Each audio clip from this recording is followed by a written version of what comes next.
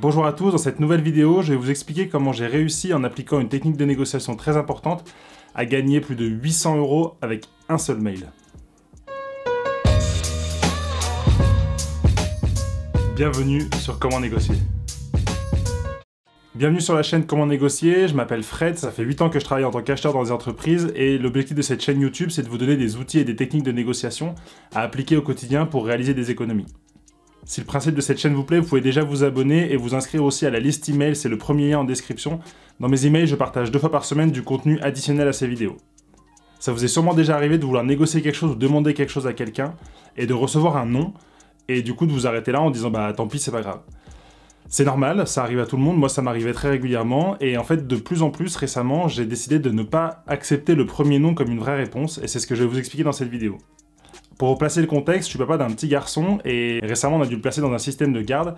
Et en fait dans le village où j'habite, il n'y a pas de crèche. Et donc du coup, il n'y a qu'une solution de garde, c'est à partir de 2 ans. Sauf que bah, du coup, de 0 à 2 ans, on doit trouver une autre solution. Nous on a trouvé une crèche dans un autre village qui est très cher et du coup je me suis dit, je vais demander à ma commune s'il y a moyen, de la même façon qu'elle subventionne les systèmes de garde pour les enfants de plus de 2 ans, qu'elle nous donne un petit quelque chose pour le mettre à la crèche dans cet autre village. Donc j'ai écrit un petit mail et la dame de la commune m'a répondu non, ce n'est pas possible. Voilà. J'aurais pu m'arrêter là, mais pour moi, il y a une règle d'or dans la négociation, c'est que la négociation commence à partir du premier non. C'est-à-dire que tant que la personne dit oui, tout ça, en gros, vous êtes d'accord. C'est comme si quelqu'un vous demande quelque chose, vous dites oui, bon, bah, voilà, vous êtes d'accord, il n'y avait pas de négociation. Par contre, dès qu'il y a un premier non, c'est à ce moment-là que la discussion va commencer à s'ouvrir sur qui peut concéder quoi, qui va gagner quoi dans la discussion, jusqu'à ce qu'on arrive à un terrain d'entente et où le non se transforme en oui avec ceci ou oui mais cela. Donc là en fait, moi en recevant ça, j'ai appliqué une technique de négociation qui est hyper importante, c'est mettez-vous à la place de votre interlocuteur.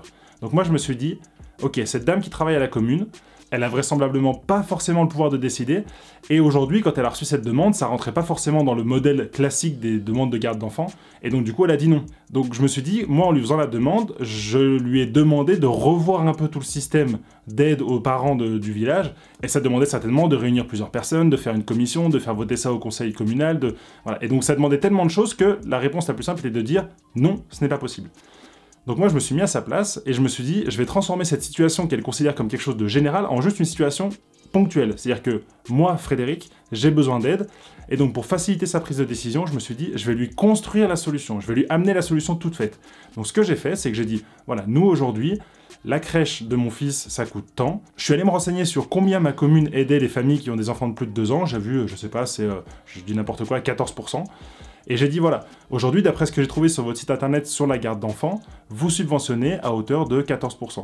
Moi ce que je vous propose c'est que si vous nous donnez le même pourcentage de subvention pour la solution de crèche qu'on va trouver, ça vous représentera à peu près, je sais plus, quelque chose comme 80-90 € par mois. Et du coup dans sa tête elle s'est dit, en fait ça représente déjà un petit montant, alors pour eux c'est pas grand chose, sauf que moi 80 € par mois sur l'année, ça représente plus de 800 € d'économie, juste avec cette aide là.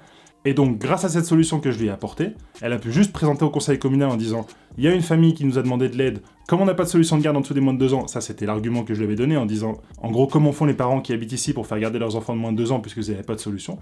Donc comme on n'a pas de solution pour les enfants de moins de 2 ans, si on donne 80 € par mois, on les aide à hauteur de 14% et ils sont contents et tout va bien. Et donc du coup, suite à ce mail, elle m'a dit « J'en ai parlé au conseil communal, tout le monde est d'accord, donnez-moi votre RIB et on va vous subventionner à hauteur de... » Alors elle a proposé un autre montage, elle a dit « Voilà, au lieu de vous rembourser une somme globale, on va vous donner un pourcentage de chaque heure parce que c'est comme ça qu'on fonctionne. » J'ai dit « Très bien. » Et le calcul final faisait que chaque année, grâce à ce mail que j'ai envoyé en disant « Non, je vais pas accepter cette première réponse négative, mais je vais proposer la solution parce que je me suis mis à sa place avant. » Bah, grâce à ce mail, sur l'année, je reçois 900 € de ma commune pour m'aider à payer la crèche de mon fils. Donc franchement, c'est vraiment que du bénéfique. Donc franchement, j'étais super content de l'avoir fait, ma compagne aussi forcément. Et au final, ça m'a pas coûté grand-chose. J'ai fait 3 choses. Premièrement, je me suis mis à sa place. Si moi j'étais employé de mairie et que je recevais ça, forcément je dirais non. Qu'est-ce qui me permettrait de plus facilement accepter de dire oui ? La deuxième chose que j'ai fait, c'est que je me suis renseigné, donc j'ai fait quelques recherches pour voir quelles solutions de garde il existait aujourd'hui dans cette commune et comment la commune subventionnait ces solutions de garde. Et la troisième chose que j'ai fait, c'est que je lui ai construit la solution toute faite pour qu'elle ait plus qu'à dire à la fin « oui ». Donc je vous invite à faire ça demain dans vos futures négociations que vous aurez, quand vous aurez des personnes qui vous diront non, mettez-vous à leur place, essayez d'imaginer la solution qui leur permettra de dire oui et amenez-leur la solution en disant « voilà, vous avez tout à gagner, si vous faites ça, Moi, je suis content, vous êtes content parce que ça vous évite un problème de plus, et puis comme ça, on clôt l'affaire et tout le monde est content. Donc un exemple que vous pouvez appliquer demain, ça pourrait être dans une négociation avec votre patron pour prendre une après-midi à la maison pour faire du home office ou pour avoir un jour de congé. S'il vous dit non, déjà essayez de comprendre pourquoi il vous dit non, donc faites-le parler, comprenez pourquoi il vous dit non, mettez-vous à sa place, essayez d'imaginer qu'est-ce qu'il pourrait faire qu'il accepte, donc par exemple dites bah voilà je vais faire plus d'heures sup les jours d'avant, le travail que je vais ramener à la maison c'est ça, je vais faire en sorte de boucler ce dossier avant cette date-là, ce qui fait que je pourrais prendre cette journée sans problème, si le dossier n'est pas bouclé bien entendu je ne prendrai pas cette journée, et en gros amenez-lui les solutions pour qu'à la fin il se dise bah oui effectivement le plus simple c'est de dire oui. Voilà, j'espère que cette vidéo vous a plu et qu'elle vous aidera dans vos futures négociations. Si ça vous intéresse, vous pouvez cliquer juste là pour voir la vidéo de présentation de la chaîne où je vous explique un peu plus en détail qui je suis et quels sont les objectifs de la chaîne et les formats que vous retrouverez ici.